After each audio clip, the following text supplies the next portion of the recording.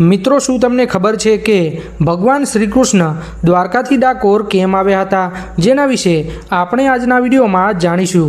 અમદાવાદથી 75 કિલોમીટરના અંતરે અને વડોદરાથી 50 કિલોમીટરના અંતરે ડાકોર નામનું ગામ આવેલું છે, જ્યાં ભગવાન રણછોડરાયજીનું મંદિર આવેલું છે।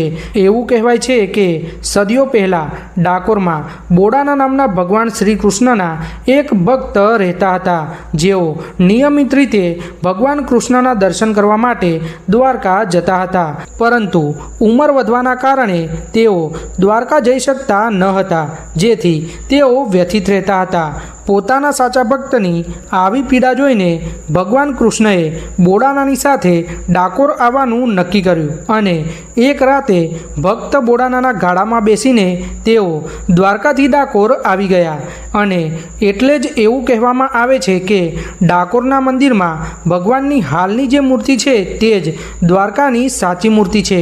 દર મહિનાની પૂનમના દિવસે અહીંયા મોટી સંખ્યામાં ભાવિ ભક્તો આવે છે અને ખાસ કરીને હોળી અને ધૂળેટીના સમયે અહીંયા ભવ્ય મેળો ભરાય છે, ત્યારે લાખોની સંખ્યામાં ભક્તો ડાકોરના ઠાકોરના દર્શન કરવા માટે દૂર દૂરથી પગપાળા ચાલીને આવે છે।